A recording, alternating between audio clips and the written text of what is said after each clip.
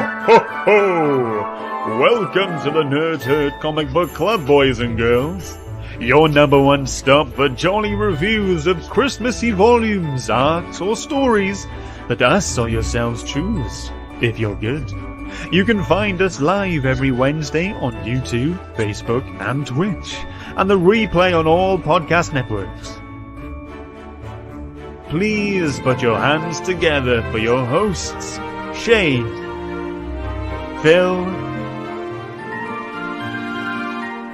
and Scott. Put on your Christmas hat and get yourself warm as it is time to join the herd. Ho, ho, ho, Merry. It's only November. That's still November. It's not December. You can't have Christmas in November. Yes, we can. Your pick.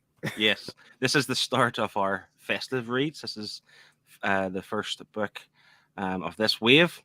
It does say Scott in the intro, but unfortunately Scott can be here this week. So we have, of course, got the one person we can rely on to replace anyone in the herd. We have Martin joining us from Solex Comics. Hi, everybody. And, of course, we have Shane as well. Ahoy, hoy. And if you don't know me, I'm your host. My name is Phil. It doesn't normally feel like Christmas for me anyway. I'm old. I remember the days of TV adverts and you have that Coca-Cola advert coming through, like truck with the lights on coming through town. Until I see that, it's not really Christmas, is it?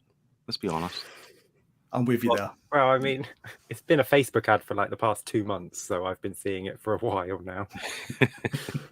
And Tesco's has had the sweets out since like August, so it's felt like Christmas for a while. This is true. And all the decorations and all the shops are already gone anyway, so yeah, that's true. That's absolutely. So as I said, this is the first of our Christmas reads. This week, we are reading Naughty List, and that is written by Nick Santora, art by Lee Ferguson, colors by Pippa Boland and Wanacho, and letters by Simon Boland as well. That's from Aftershock Comics from 2022. It says 21 there. It's 22. It came out in July, like this year. Yeah. What a weird time to bring a Santa book out, but it is what it is. So yeah, that was all right. That's my pick. Let's just see who is joining us in the live chat tonight. We have James Copley. Thank goodness he's not doing as usual. Welcome. He just says Excelsior herd of nerds. I struggle with that as well. It seems. It doesn't matter what he types, does it? No. Kev is here. Ho ho ho. Test the season for technical hiccups and bad Christmas books. I mean, good evening all. Yeah, we had a few technical difficulties. My fault, but we're here now. Better late than never. And Connie's in the chat saying hi, and she forgot her page. I'm not as quick. Send it to me quickly. I can get it up for you before we get to our pages. I was going to say send it to Shane, not me, because I can't multitask, as we could tell. I already forget the order of how to do this stream, so here we go. Okay. And Triple G Comics has joined us as well. Maybe. So yeah, this book, Naughty List, it follows the story of Nicholas Sinterklass. And from the 1400s, he feels a bit of a heartwarming moment whenever, poorly kids and have a bit of joy in their lives. We could give them a toy. So he wishes upon a star that he could do this more often and bring joy to some kids. But be careful what you wish for, because if the star's magic, you are totally screwed. You're made immortal. You're basically destined to make toys the rest of your life. And you will watch your beautiful wife and beautiful daughter die because they get older as normal, whereas you just stay the exact same age. So he grows kind of depressed and angry and bitter. At one stage, somebody steals his little printer that prints the Naughty List, and he finds out that people on this Naughty List are dying. He doesn't care, because we're talking like mob bosses and people traffickers. He doesn't care really. He's like, that's the worst of the worst. Let them go.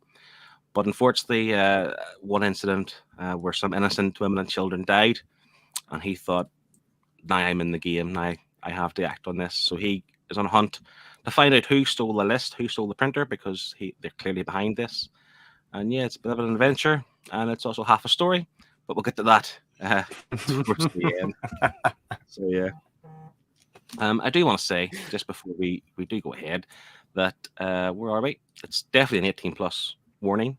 I mean, there are some dark tones, a lot of cuss words, a lot of sexual innuendos in this. And I also want to bring up the trigger warning because it does touch on things like suicide and depression slightly. So just be aware that that does happen.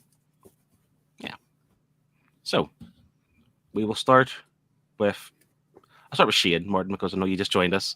So Shane's probably had a bit more preparation for this show. Shane, do you want to take us away?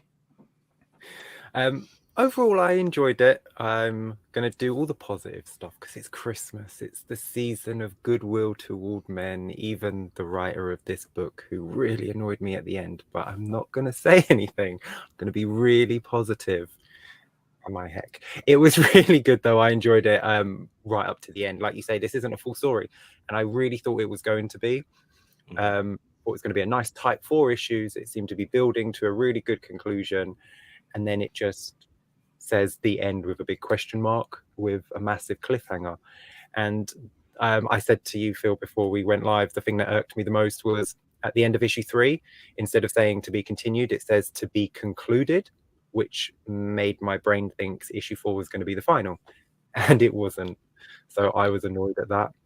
But that aside, up to that point, I was having a pretty decent time with this, actually. Yeah. I totally agree. I mean, this book, it started off nice, kind of what I expected. Like, you're introduced in the whole Santa Claus kind of lore and the magic, but then it took a bit of a turn. I didn't know where it was going to go, and it wasn't what I expected, but I really enjoyed it.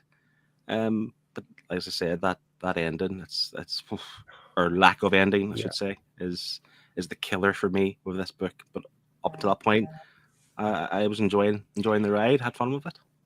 Yeah, I mean, I do think it started off really slow. Like, it took a bit of time. Like, I know it was introducing the world and doing all that, which is absolutely fine, but it took too long to get to the actual meat of the story. You know, Rochambeau stealing the list and then using it to kill people. Had it started with issue 1, with him being halfway through his mission to find who took the naughty list, and then as you're going through the issues, you're getting the flashbacks to see how he got there, I think that would have flowed a little bit better, as opposed to actually doing it in chronological order. And I know I sound really hypocritical because I've complained about not having books in chronological order before, but I think for this kind of story where it needed to actually have something happen in the first 2 issues rather than just being this new retelling of Santa Claus, I think it would have worked a little bit better for me. But you know, it is what it is. Martin, what were your thoughts? I feel the same way. I felt the first 2 issues was a lot of building to try and tell you what this new Santa is. And I only felt that I got sort of hooked on the story when we got to issue 3. Because then sort of the villains started coming into the story. You started to understand where we're going, you know, and it got started. It got me up there. I was like, right, here we go. And then the end of issue 4, frustration. Yeah, where's the showdown? They didn't even, like, you didn't even, if he was, you know, if he was holding the elf at the end as Rochambeau drove past and they made eye contact, you know, maybe like had that been like the final page, but they didn't even meet each other. Like in Rocky 4 when he's holding Apollo Creed in the ring and he's looking over at that, I can't remember the guy's name, the big Russian. It's like, oh yeah, go. We did that moment, didn't we? We did. Yeah. Conley's saying here, the story felt like this happened, and then that happened, and then this happened, and that's, you know, it was quite bitty, like putting things together just to kind of give you the background before, like I said, the 3rd issue was like you had Nicholas and Plum, which was the elf, wasn't it? Plum. And you had their kind of banter, and they were on the search for this guy, and that got interesting, like I say, but it did feel quite like they're just piecing things together. But I still think you got the overall idea in a good way. It gave you enough information to kind of, you know. Oh yeah, it built the world fantastic. Yeah. I think it's such a great interpretation of the character. You know, because you see Santa, he's jolly and happy, and he's, you know, rosy cheeked and always smiling. But the real story, interpretation. But the real story in this book is that he's cursed. You know, the poor guy. He wasn't a bad guy that was cursed to do this. He was just someone that saw children suffering and just wanted to make their lives a little bit happier for a few minutes. And this star just gave him this ability, but it was a curse more than a gift, wasn't it? And it's sad, but at the same time, the way he's telling the story is very much like a child telling a story. Yeah. You know, I became immortal, and then I got some reindeer, and then I got some elves, and then, like Connie said, it is very much, he just tells you step by step exactly how he got to where he is today. And if they'd sprinkled Rochambeau in throughout the entire book, you know, you see the murders happen. It starts off with a murder, and you see a naughty list with a name crossed off. Then you get the flashback. Then you see another murder, then a flashback. You know, like just keep leapfrogging between the two. And then that would have built to the big Rochambeau has stolen the naughty list and is killing people. Every single week, Shane will rewrite a story. I'm just re-editing. I'm not rewriting this one. I'm just moving things around. Kevin said he really doesn't like the disgruntled, miserable Santa trope, so he struggled into it. It's quite cliche in a way. Like, I mean, I'm thinking like Bad Santa movie, for example. You know, obviously it's not Santa, but you know what I'm trying to say. Like, I think I agree to a certain point, but I think this is done really well. And like, it's a bit crude, a bit crass. Like some of the language was used, but I think it really works. Like it suited Nicholas Sinterklass, you know. And just want to make a point as well. Actually, this Nick Santora. This is his comic book debut. He is a writer, a TV writer, producer, and showrunner, and he's done things like Law and Order, Prison Break, and The Sopranos. So he's used to telling a good kind of, what's the word, like thought out story, you know, and good some good, delivering some really good lines, I should say, as well. But maybe the idea that being his debut comic book writer, somebody should have told him, yeah, you need to end it. You know, you need to give us something to the end of the story. But sure, he's learning. Or maybe they could have explained what the word concluded means. The sad thing is as well. Sorry, go ahead, Martin. Go ahead. No, so you can see influences from the shows that he's written in this book. I think you know, Sopranos, like Law and Order, that sort of thing. You can see that. You can the way the story reads is a little bit like that. Yeah, but like I said, they're touching on some pretty dark things. Even the idea that the elves, like, they all get drunk and take drugs and crystal meth and stuff like this here. Like, again, these are things you would see in these TV shows, you know, but never in comics. But he didn't care. I like that it was so grounded, because it was like, I know there was magic, but that was only on, you know, Nick's side. Like, he was the only one that had the magic. The elves weren't magical. Like, they were just little people that just passed on, and their descendants became the next lot of elves. So they weren't magic in any way. That's why they needed to get high so they could finish their job and whatever. And the reindeer, even though they were magic, but they would age and die. And it was very grounded. And you can see why he is the way he is when he just lost so much in like 500 years. Yeah. And he constantly has the runs, you know, if he eats the wrong food. But we'll get more on that later on. What did we guys think of the art? Because I'll be honest, this is one of these things again where the covers the covers are fantastic. Is it Francesco Francavilla who does the covers? Beautiful covers. The interior art inside is still really good. I'll kind of want all of Francavilla to draw this as well at the same time. But the art inside was good at the same time. What do you guys think, Martin? I didn't mind the art at all.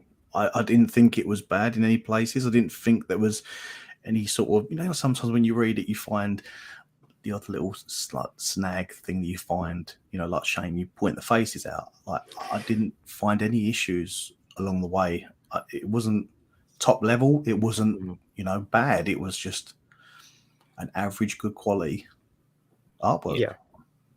I mean, it was. Go ahead, yeah. Shane. Yeah, it was just that baseline, like, really consistently decent, like, art, like, no problems with it. It's not spectacular, but it is not anything that, like, I mean, we've seen bad art, haven't we, on here? And everyone had a face, so I was just like, how did he do that?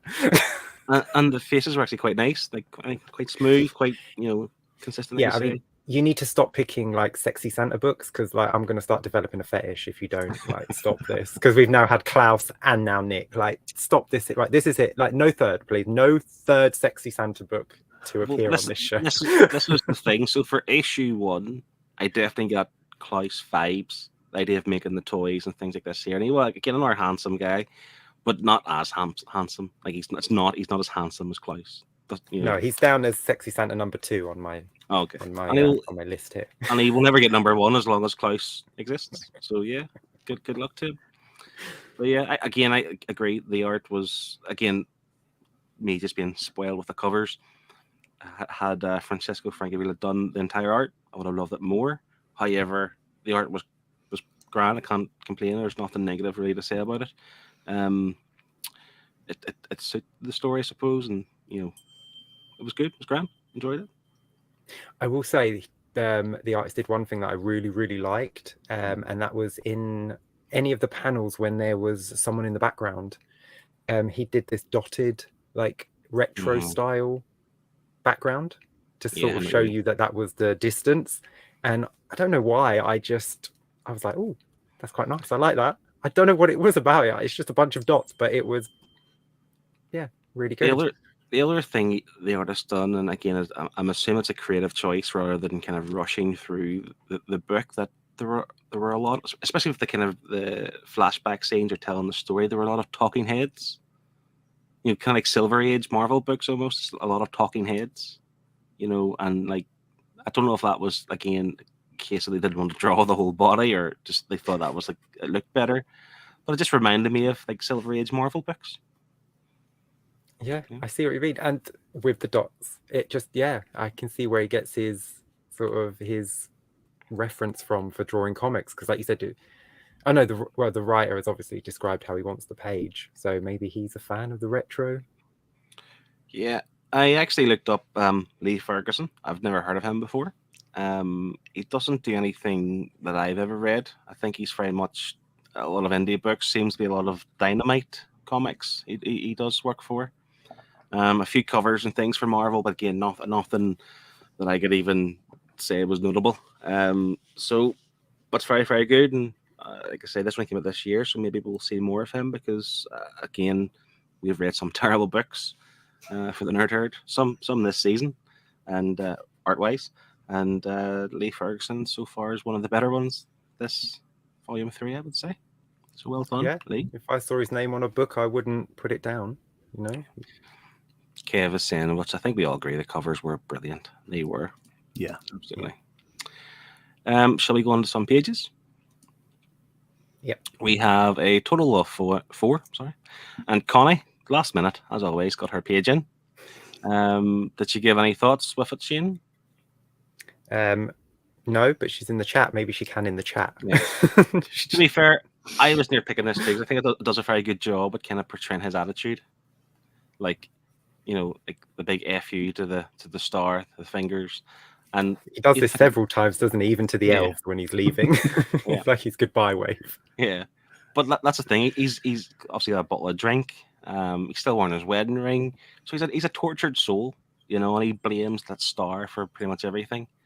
And then, of course, you see the kind of panel where the elves, the past elves, like you had Frosty, you had Misty, you had Cinnamon. And I'm starting to wonder, does that actually mean anything? Like, did it mean, like, is it like a nod to anything? But I don't think it is. Just random names, like Frosty and Cinnamon. But yeah, it's a cool page. I like a lot. And it's snowing. We haven't had a snowy page for a long, long time. I think it's also quite sad that, because I think those are the elves that have died, aren't they? Yeah, like I would assume so, yeah. Yeah, and so it's like he's always thinking about all the people he's lost. Even though he's a grumpy sod, you can tell that he actually cares still. Yeah. Yeah, but like I say, even when he looks miserable, still a handsome chap. Yeah, I mean, and look at his body coming through that t-shirt. It's like, come on, Santa now. Okay, Shane, go take a cold shower, please. See, for me, as soon as I've read his story, his origin story, I just thought of the film The Highlander. Because for me, this is Highlander Santa, because he's immortal, he's lost people, he loses his wife, his kids. This time he's got some elves and some reindeer as he's lost as well. So he's troubled, goes through the ages, having to deal with it. That's the vibe I got from it. I don't know if anyone else. So any of our younger audience will not know what Highlander is, unfortunately. But it was a great series where basically you're immortal and you chop off their head and you get their power, isn't it? Yeah. Memories and energy. I mean, they So never really got super strong, did they? And they No. killed like 1,000 people. and they didn't become like more immortal, you know. So No. but yeah, that's a series. That's something he's rebooted, I think, but done well. But that's a story for a different day. Right. And Kev is agreeing. It is Highlander. We just need like 2 Santas now fighting, and one decapitates the other. And Candy Cloud- cane versus candy cane. Yeah, Klaus versus Nicholas. ooh, I don't think Klaus is immortal though, is he? Nicholas is. Nicholas will keep getting back up. That's true. But it'll be maybe good to watch, maybe. Yeah, as Yeah. long as they're like shirtless and like Oh, fighting dear. in mud. Calm down. Okay, so Liam sent the page in. He's not here tonight in the chat, so he sent the page. He did, and he picked this page. He said, "For all the faults in this book, I really like the idea of this Santa and his pickup truck. If I'd have seen this page alone, it would have made me want to buy and read the book." Yeah, I think again with the pickup truck, you know, the book done quite well to dispel a lot of what we think is Santa. You know, like this old jolly old fat man in a red suit and whatever else, and has the sleigh and no, it's nonsense. It's just that's Coca-Cola for you. They've bought into this and they've made Santa what this is, and I think they've done quite well. But the fact that these things were all just being put together over the years, like the reindeer, like the population boom, they had to travel across the world. Like these things were just put together, and here he is with his pickup truck as his sleigh, and it looks really cool, I have to say. It does, and I like the white, like this white thing that kept going around some of the pages. I was going to ask this. I didn't know what it meant, and I was wondering if you had any thoughts on it, like what that meant, because there was the odd page like that. The only thing I could think of was like, could it be something like it's like the map of like the world, or maybe I'm just thinking too much into this. Like, do you know what I'm trying to say? Like the kind of like the airways he travels, or something so ridiculous like that, or is it just decoration? You know, like a Christmas. I thought it was maybe like, you know, in the old like textbooks that would have like the fancy calligraphy around the text. It just made me think of that. Like these were the pages that he would keep in his fancy "This is how Santa is" book. Yeah. But the one flaw with that pickup truck is there's one panel with Rochambeau where he's in the back of it, and he says he's in the back of a sleigh, but he's clearly in the back of the pickup truck, and he shouldn't have been, because the pickup truck didn't come for like 300 more years. Oh, yeah. Just a little, like, obviously the artist just forgot and drew the pickup truck instead of a regular sleigh. Yeah, I'm not getting a mark down for that. Not a chance. See, I'm not sure if I'm right when I say this, but I think those calligraphy type drawings, they were more on the narration pages, where it was sort of just things where he's just explaining, as opposed to story dialogue. It was so like you're reading his diary. Yeah, that's how it sort of come across to me on most of the pages. That makes sense. So I would tell you you were saying there, Shane, about Nick, you know, his like old fashioned book, like his diary. Like that's what that's coming from. But yeah, looks really good. I will go on to my page. Was the reason I picked this again? I actually picked the same page as Shane, but Shane got there first. This book at times I didn't really know what it was. In terms, it's not a Christmas book. It's not fun and festive and jolly and nice. It's not quite a horror book. It's like a thriller, horror, comedy. You know, like it's hard to tell. But this book or this page about the show was quite horrific, and this was Rochambeau on his birthday, I suppose. But it's not so much the stuff around; it's just the actual little troll baby, and how blooming ugly that is. Like really ugly. I mean, babies are lovely looking when they come out, but not this. I just thought that added a level of horror that I didn't really expect until you seen this. Just how gross he was. Because even when you seen the troll, like his dad, the troll, he wasn't like he's the troll. He wasn't like he was disgusting or anything like this here. But this was like, this is creepy. Kind of reminded me of that character from Hotel, the little kind of troll baby thing. Yes. Yeah.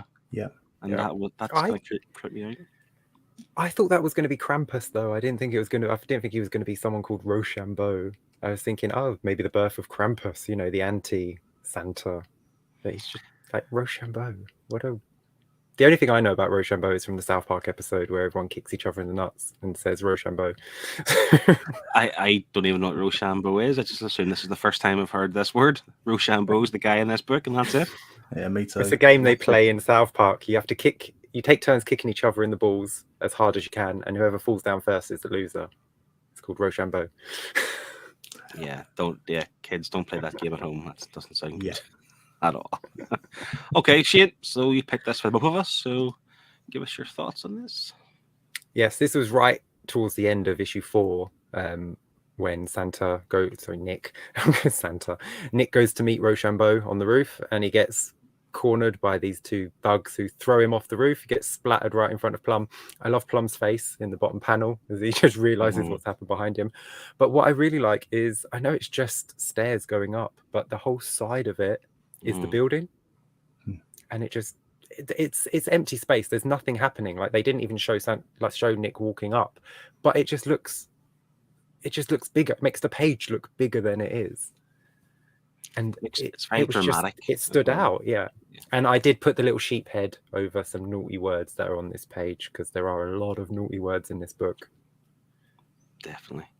But yeah, I agree. It was the staircase, the idea that that's the journey that Nicholas has made to the top of or to the balcony or the roof, whatever, before he's thrown off. I think it's the drama from that panel, like the in front of the moon and stuff like that there, and of course just being thrown on top of this gate. Yeah, it was cool and dramatic, and yeah, I would like that. And the fact that you say that Plum kind of realizes, or at least kind of knows something's just happened, like someone's fell behind him, and he drops a cigarette out of his mouth. Yeah, it's quite cool. I like this page a lot, and I picked it, but Shane was just faster than me. Haha, logged on first. You gotta be quicker. So yeah, that's the art. That's our thoughts on the art. Unless you have anything else to add about the art. It's nice. It's good. Like, I don't see any problem with the art, and if people have a problem with it, I'd like to know what their problem is. Like, maybe it's a little bit too simple, but I think I think the reindeer were done fantastic. The detail on those, the pickup truck. I know it's just a pickup truck, but you didn't have to tell me it was a pickup truck. I looked at it and knew exactly what it was straight away. Everyone had faces, like I say, and all different. The elves were all different. You could tell them apart. Yeah, I think that not again. I can't compare this story to Klaus. It's not the same at all. However, I am kind of comparing it to Klaus because it's Christmas, and this isn't Dan Moore art. That's the only negative. And it sounds very daft. Like, this is a negative. And it's not as good as Dan Moore's art, but it was never going to be fair, because Dan Moore is fantastic. But that's not a negative for this. It's good on its own right, as it is. Yeah, it's just it feels like someone who read Klaus and said, "Oh, I'd like to write my own origin story for Santa, but I'm going to make him a bit of a dick." And they did a good job at it. Yeah. Well, we'll move on to the story and the writing style. And you say there that they make Santa a bit of a dick, but I can't help but really like him. Like, I really like the guy. And like I say, yeah, it's warranted. Yeah, he says a few things a bit questionable at times, but you really do kind of want him to be like your mate. He'd be a fun guy to hang around with. Do you agree, Martin? Or yeah, I had no issue with anything he said. To be honest, if anything, it grounded him. It made him relatable to your average day-to-day guy. That someone you would like to be a mate, because he was just so easygoing and just said it how it is. And the more the story went on, I just felt like I attached more to him as a character. If this was a longer run, I'd carry on reading. Yeah, it's good character. It's like Shane was saying, in terms of you understand why he is as grumpy and is using all the cuss words, because he's been alive for 600 plus years, and he just wants, he obviously what referred to earlier on. He tries to essentially kill himself because he wants to see his wife and child again, but every time he does it, he just wakes up the next day with no wounds, no nothing, just ready to go to make toys again, and he's in that cycle. He just can't get out of it. And you would if you're. I mean, I'm alive for 36 years, and I'm always pissed off. So it's like if you're alive for 600 years and you see the world changing as it has, you would be pretty annoyed at most things. So I can get it. And the fact that he just lets it out, he doesn't care. He's past caring. He's going to be here for another 100 years, and the people he's cussing at or whatever, they'll be gone. So, Yeah, but he's past caring about like that sort of thing. But he loves the children of the world still. You know, he's like they're the only thing that gives him any sense of purpose and hope and joy and happiness. And so when someone hurts a child, he is not down for that at all. Like when he finds out what Rochambeau is doing, because Rochambeau, they take him in because, you know, he's shunned by humans because he's half troll, and he's shunned by the trolls because he's half human. So Nick and the elves take him in. He's not very good at making toys. He has sex with the toys, so he can't be trusted with the toys. So he's on coal distribution, which he's really good at. And so Santa takes him on his Christmas Eve journeys with him, and his job is to put the coal under the tree for the naughty children. But he doesn't just leave coal. He's actually got the ability to bring out people's worst fears and have them relive them over and over again. So he starts doing that to the children, but Santa doesn't know at first. He doesn't know until he does it to an elf child, and he catches him doing it, and Santa goes ballistic. Like he beats the crap out of him, doesn't he? Like scars his face, and he actually, I did appreciate that he didn't just like grab any old weapon. It was a belt of jingle bells that he whipped him with. That was a nice little touch.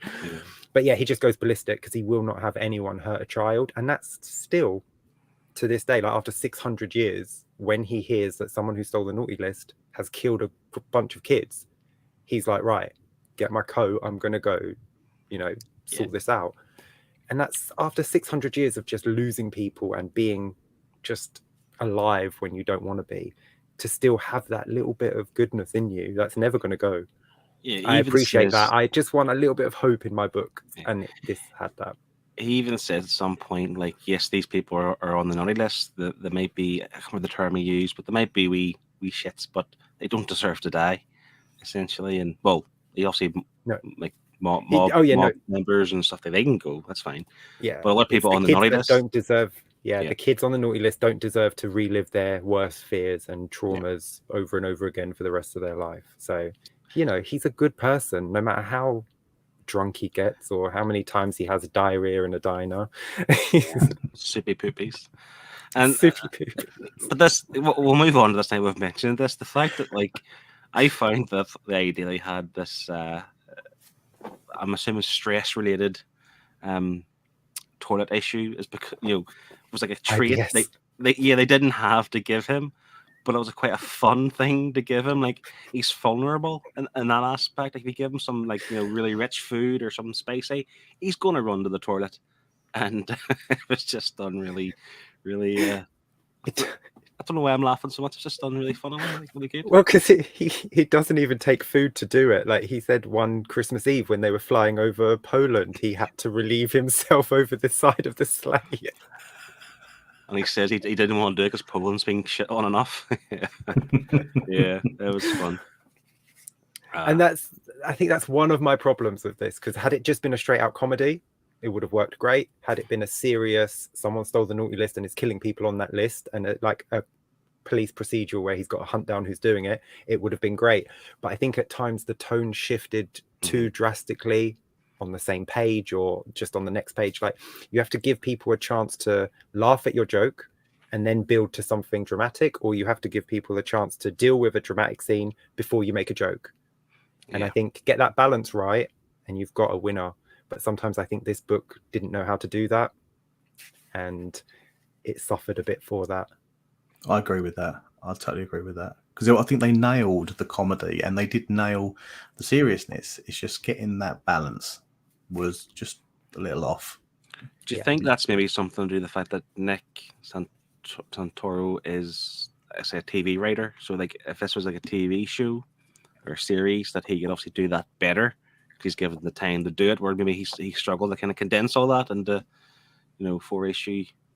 Say 4 issues. Should have been 8 issues, but sure, exactly. Yeah, why was this 4 issues? Unless he was given an 8 issue story and he had time to do 4, and like he hasn't had time to do the next 4 yet, like, and then it will be a complete story, because I've not heard anything about volume 2 coming out. I mean, this is the sad thing. So at the end of volume 1, sorry, the end of issue 4, volume 1, he had written like a little kind of, what do you call that, little letter to the reader, and he had said, this is the first time writing a comic, and it's going to be my last.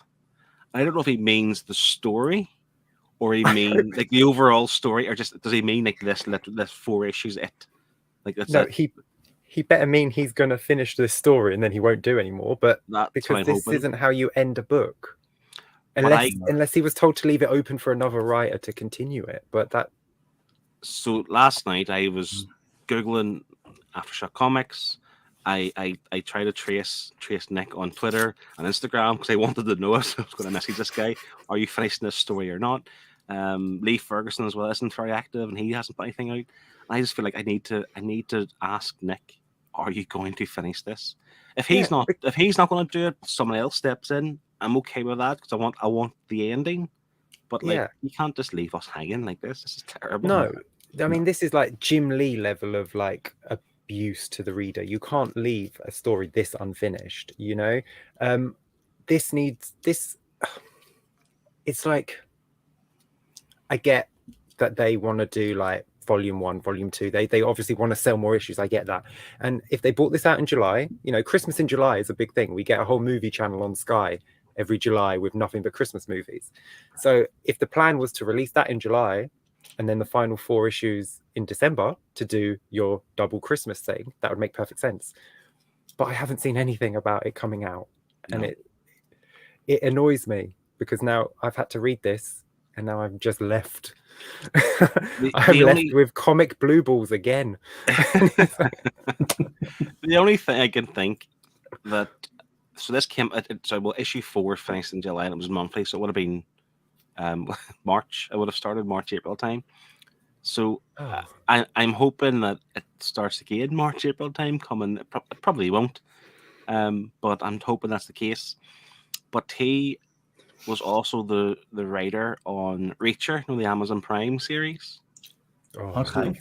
I really like that too. So I'm assuming that maybe because season 2 of that's going to come out soon enough because it's been quite a while since it. Maybe he's working on that, and that's fair enough. If you're working on something else that's due out, that's grand. Just let us know. Give us a bit of hope because literally there's no mention of it. He hasn't said it. Aftershock Comics haven't said it. I've googled everything I can. I've tried my best to find some information, but as it happens, we are literally just left hanging. I'm going to do some cyber stalking and I'm going to find them on like Insta or Twitter or Facebook, or I will find them somewhere. Pinterest, they've got to have an account somewhere. And it's more frustrating that it actually says at the end on the 4th issue. I would have been happy with to be continued, Yeah. And then even if we have to wait a couple of years for a conclusion, that's fine. But you've given me the end, which leaves a sour taste in my mouth. It says the end ? So you assume something's going to come, but then, if any guys who are watching this, then this week Metropolis mentioned this last night in their podcast that some series, some things don't always have an ending, and you have to as the reader or the watcher put things together yourself. And I don't want to do that. I want someone to show me it. There wasn't enough for you to even have interpretation at the end of this. Rochambeau kills Plum, Santa comes back to life and is holding Plum's body, and that's it. And you're like, well, that's not an ending in any sense of any interpretation at all. That is just a cliffhanger for the next issue. It's the same frustrating feeling you have when you watch Harry Potter and the Deathly Hallows Part 1. Get to the end of that first one, you're like, right, here we go. It's about to start, and it stops. Or Avengers Infinity War, and it just stops, and it's just, but what's happening? Yeah. And then you're in limbo until you hear something else. The difference there is that we knew there was other films coming. We literally know nothing. We're completely in the dark. And I, for one, do not like it. I do not like being in the dark. At least have a solicitation, even just say to be, returning 2023 in the end of the book. Like, have a plan of some sort. and it's really frustrating that there's nothing, Yeah. unfortunately. Or on the cover, maybe say naughty list part 1. You know, Yeah, and Kevin has just said something that I fear. This is what I genuinely fear this, that it could have been cancelled if the sales figures were too low. And I don't know what the sales figures were for this, but I can imagine in July, no one's buying a well, Christmas book. I know who does that. I mean, this is why like Hocus Pocus flopped when it came out in 93. Like they brought it out in the summer and they didn't Yeah. wait until October. So like that's why it became like a cult classic, because nobody watched it. You bring a Christmas book out in March to July, what do you expect is going to happen? You know, it's got a guy on the cover with a Santa hat on, and it's called The Naughty List. You see that in a comic book shop in May, June, July, you're going to look at that and be like, maybe I'll pick that up at Christmas. Well, it's too late then, because the sales figures don't add up. This is the thing. I know Aftershock, I know most kind of indie books generally have a smaller print run and lower sales, and obviously the big two. But I just hope there's enough of this sold that we can get it over the line for a second one. It is one of those things that I don't see this. This was on my pull list. I grabbed issue 1, read the first issue, and then just put up my pull list and only read it the first time in complete there yesterday. But I don't see this in like back issue boxes or on the shelves anywhere. So I'm assuming they are all gone. But then how many did the comic shops buy? I mean, if the comic shops only bought one of every issue, you know, there's no variance for it. There's no trade. Yeah, like, I was looking for a trade. There's no trade for it. So it doesn't sound. If you want to get the sales up, bring a trade out. You know, for people that didn't get the singles. I feel like they just wanted to. Maybe they were like contracted, like they had a contract with him, and they just had to put it out, and maybe they just did. Just to like fulfill their contract with him, and they knew it wasn't gonna. I'm starting to think now they've cut it short. I'm starting to think that maybe this was maybe an 8-issue run, and at least they 6. got a couple. Yeah, got a couple of issues in. It wasn't picking up any sort of traction. Right, you got 2 more issues to wrap up what you're trying to say. So he sort of jumped to his bulk story and tried to chuck it in 2 issues, because there was such a switch from issue 2 to issue 3. We went from telling an origin to here's the book of the name now, Rochambeau, and it just then went full gear into that story in 2 issues. There was a lot in those 2 issues for that story arc. Yeah. And the fact that Shane, you've mentioned there that there's not even a trade for this. I actually haven't looked for that, but if there's no trade, like this would be the time you would bring the trade out. If you released the single issues in July, the trade would come out in December for Christmas. To remind people about it and to get the sales up that you need for your second trade. Yeah. Just test the water. I think it's gone. I mean, they're not the only ones to do it. I mean, I'm still waiting on the final 2 issues of the previous run of Supergirl from the DC Rebirth. Like, they cut that short. Like, they did not release them. They haven't even brought the trade out with the final issues in yet. Wonder Girl got cancelled before the final issues were out. They had to bring a special out to finish her story. So, you know, it happens to the big companies as well. If something's not selling, there is no point in putting it out, because you are just losing money. You know, I work in print. I know how much it costs to print a single comic, and you need to print higher quantities for it to be worth printing. You know, if I'm printing 10 magazines, it's going to cost the same to print 10 than it is to print 100, because you're paying for the setup. Once it's running, it's running. That's pennies on the pound compared to the initial setup. So if it's not selling, it just makes no sense for you to go in and pay a printer to set up plates and machines to run, 500 copies of a comic book. If you're lucky, if you're going to sell those, and it's a shame. But then bring it out in digital. Yeah, the way we're talking about it is because we like, I feel a bit sad that's doesn't look like it's gonna continue. I think you guys may be in a similar boat, because you want to finish the story. That tells me that it's a good story. We all enjoyed it, but you didn't finish it, so we can't enjoy it to what we should enjoy it if you brought the whole blooming story out. It's such a shame. So hopefully, maybe we're just in the dark. Maybe there's plans. Maybe something will come out. Like say even a digital 'Cause I would imagine it's written, and Yeah. Lee Ferguson, I'm sure, I know Kev could tell me, but I'm sure drawing, how long does it take to draw a few pages, a few comics? Not long at all. Or just release it as a written story to just finish it. Release a novel, the novelization of the Naughty List. I would buy that. Well, James Copley's got a good idea.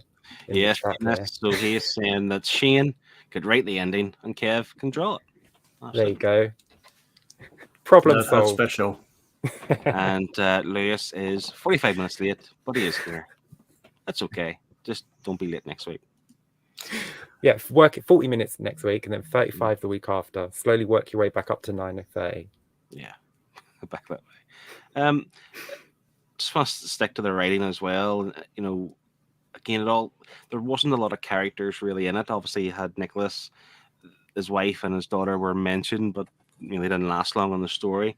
Plum, and you mentioned the death of Plum. It was a really good scene whenever he was kind of shot down, because it was one of those ones where he was really defiant to the end, because the Rochambeau was pointing the gun at him. And he says, should I say this? It's the internet. He says, does it piss you off that you wasted your whole life finger blasting chickens because you're the product of a mutant troll load your mother should have swallowed? Really, a jackass in a comment right before you're going to die. Not please don't shoot me. No, you are what you are type of thing. And I loved that. It was really funny in a really good way. Yeah. Sorry if I offended anybody, but they're not my words. They're Nick's. Go tweet Nick and tell him you don't like the words, and then tell him to finish the damn story. Because I liked Plum as a character. I thought him and Nicholas, they played this real funny buddy cop type thing. Yeah. And some of the innuendos that Plum was coming out with through the book when he was talking to his lack of action, so we say. Yeah. I had them written down because I thought I could say them. They were so good. I really enjoyed it. I've got to memorize a few of them. I'm going to use them this time at work. Did you blow some eggnog? Oh, Had see what I mean? The comedy was great. Had your chestnuts roasted, candy on your cane type of thing. It was good fun. I mean, it is a bit laddish behavior, I suppose, but it's funny done in this way. The other thing I liked about Nick as well, and I didn't really touch on the magic aspect, because they had that idea of this water made you kind of remember your best times. Came out of nowhere. It did, yeah, it did, and it wasn't really used that much. It was used a few times, obviously, for his benefit, but again, out of nowhere. But it was the scene when he went to the police station and asked for the details of this Ferrari. And the guy wouldn't give it to him. It's like, okay, I report a crime. Guy with a Ferrari jumps out, thumb fucks me, and then it's just it's just so ridiculous, but really funny. But it is really kind of what's the word? Grotesque at times, I imagine. I just think it was done such a way, a kind of funny kind of way, that you can't help but snigger and laugh at it. Yeah, 100%. The dialogue in this comic is fantastic. Yeah. From him bitching and moaning about everything that he has to do, because you would, I wake up in the morning, I have to whittle toys, I go to sleep, my hands are bleeding, I wake up and they're fine again, and I repeat the thing again, and it's all proper, it's all really good dialogue. It's how you would speak and how you would describe what's happened to you. And then when he talks to people, and he just has no filter whatsoever, which again makes perfect sense. I mean, he lives his life around these shitty little alcoholic addicts that I'm sure say things worse than that to him on a daily basis, which they do, because they can't lie to him, because that's another power that he has, and they tell him exactly what they think of him.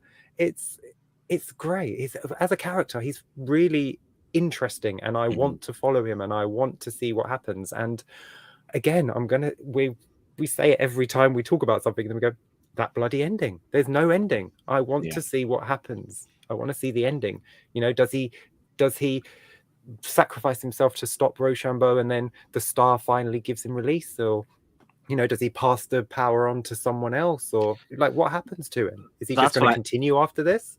That's what I'm kind of thinking in my mind, that he obviously wants an ending. He wants to be reunited with his wife and daughter. So maybe something happens. I'm not saying Rochambeau take the mantle type of thing, but somebody somewhere maybe takes the crown and becomes the new Santa Claus.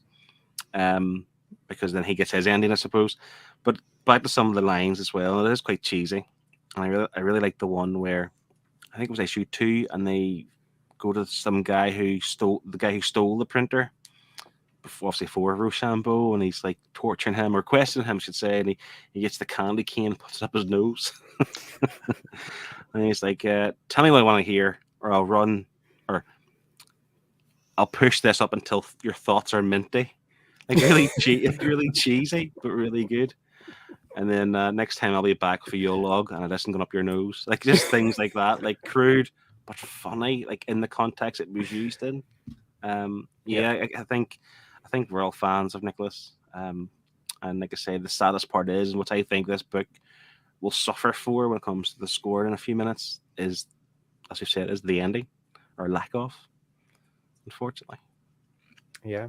And it's such a shame, because this, how many times have we said it, that the ending is pretty much what dictates the score. If you land the ending, like, you can forgive loads of things that come before it if it's a great ending, and if everything comes before it is amazing and that ending is just so unsatisfying, your opinion of the book just drops.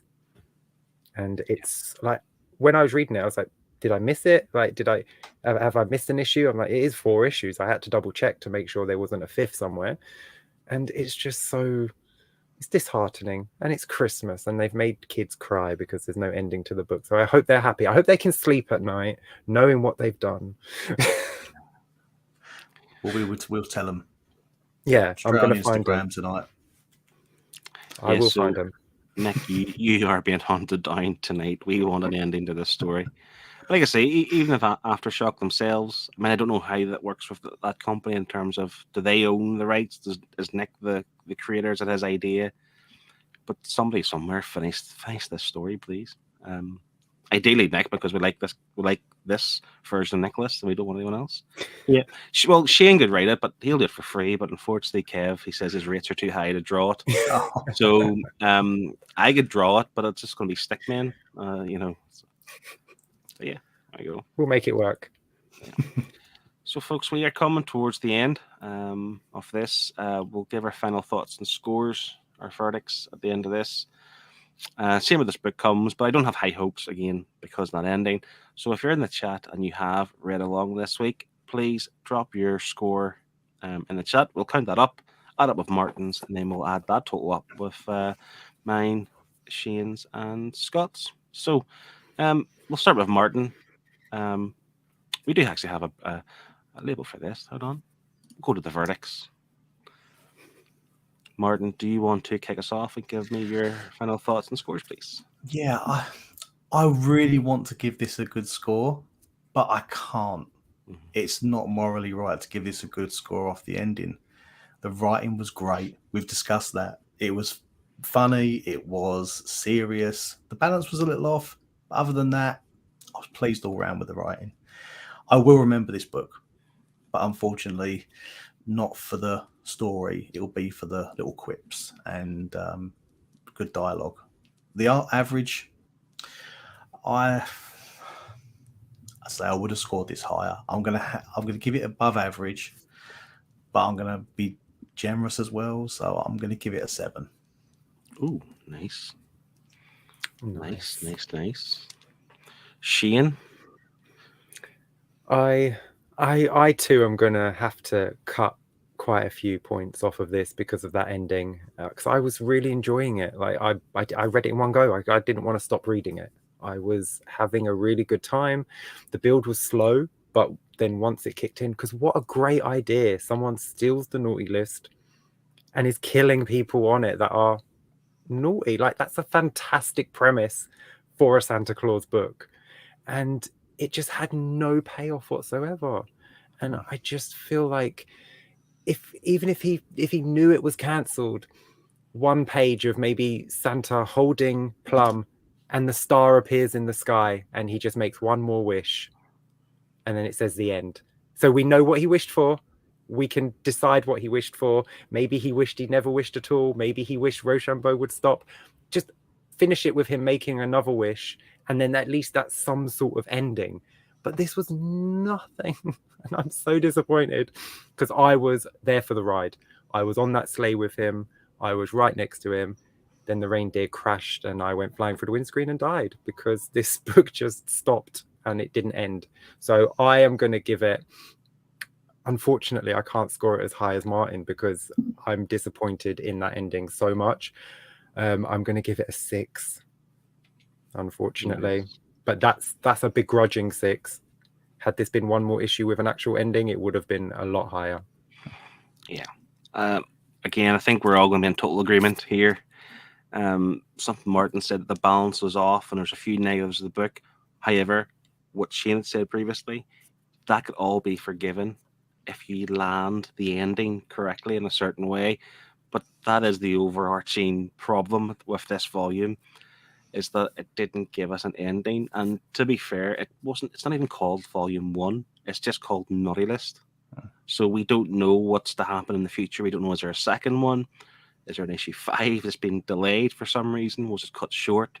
There's very little information. And that's where the negative's coming from for me. Like I can't fault the story. It was funny.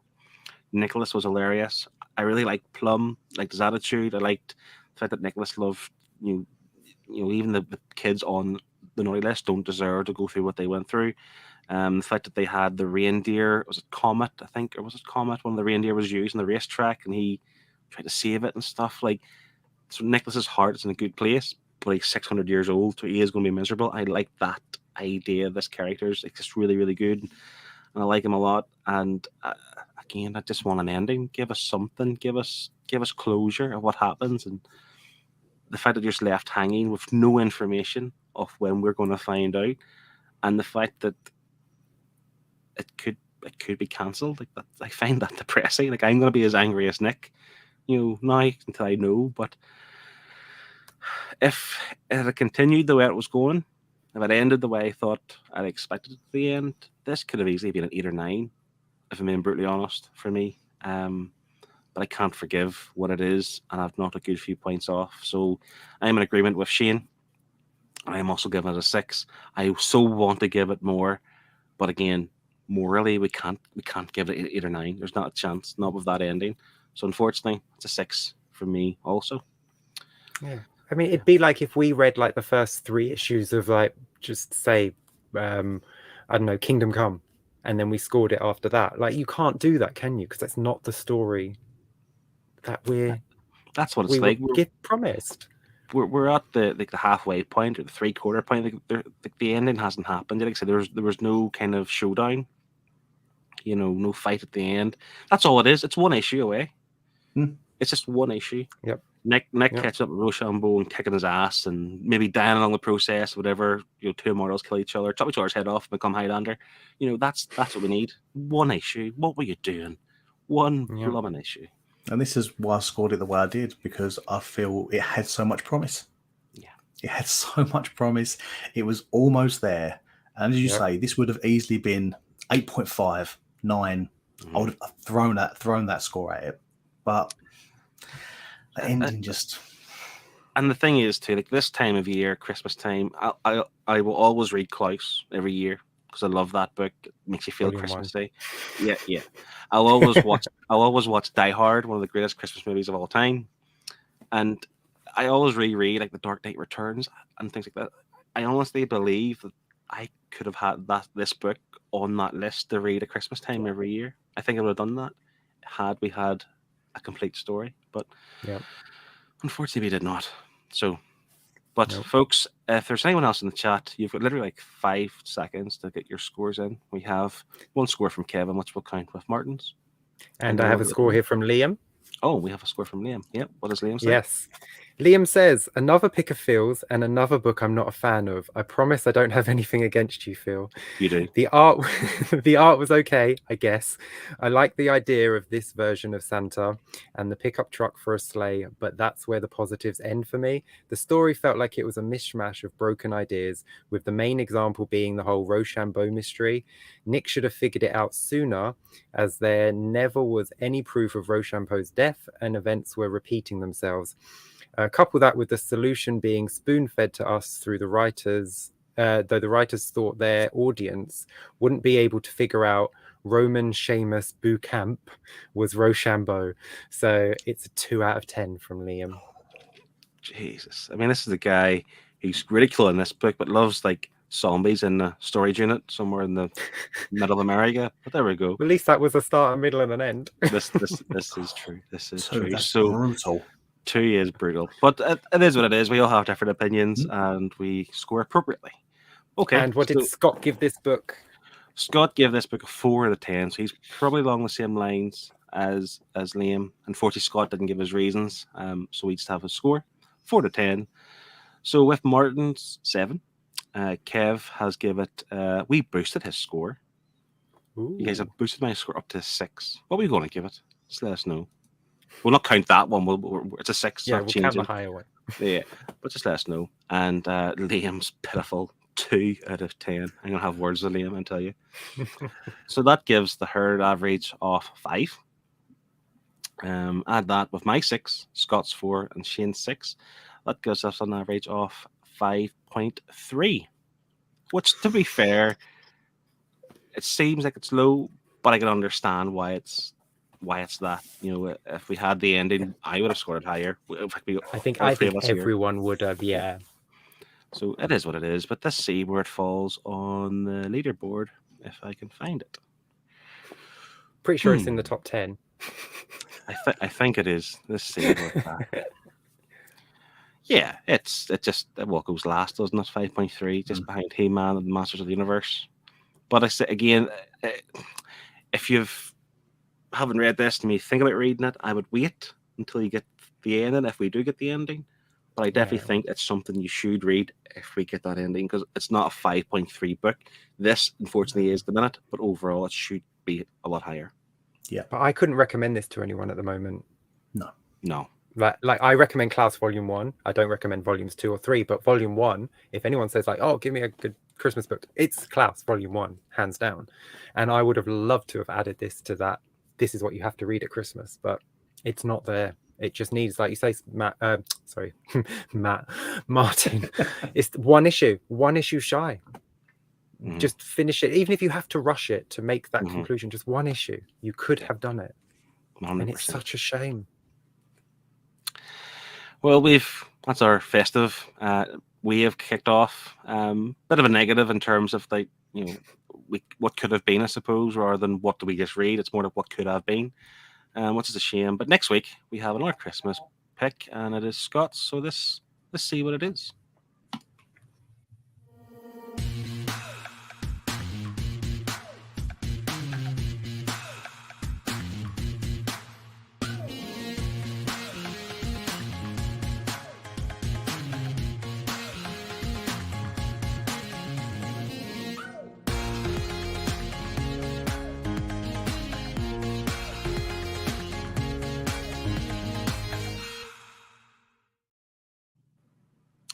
So, Martin, seeing as you're standing for Scott, tell us what this book's about. Well, it's about Santa, who looks rather angry. He's wearing a lot of red, and it's set at Christmas. Nice. Awesome. Looking forward to Looking forward to it. Sounds good. Yeah, it is from Scout Comics, I believe. It will be the first time we've read Scout, is it? Possibly. Not entirely sure. Maybe. But just as well, Kevin, unfortunately, I don't have a thumbnail for the draw along. I'm assuming there is one this week. If there's not, let me know. But that's usually around 7 p.m. on the Thursday. That's correct, isn't it? Yeah. That's grand. And also this week, I will be joined by Martin for another edition of what's all the omnibus about then? So that will be this Friday at 8 p.m. All being well, no technical difficulties. We should be there at 8 p.m. So join us for that, where we just talk omnibuses, pickups, what's coming out, just have a bit of banter and a bit of chat amongst friends, and that's us. Looking forward to it. Kevin says tomorrow we're drawing hands. Yes, I not that I draw things, but I would struggle with hands, I would imagine. You know. Yeah, I do the 3-finger thing because I can't do 4. I always just do like the Simpson hand because it's so much easier. I'm not even going to comment on your 3-finger thing, to be really honest. So yeah, folks, that is us. That's the first of the Christmas waves. We'll see you next week. Just one last thing to do, and let's get your waves out. Bye. Bye. Bye, everyone. Love you.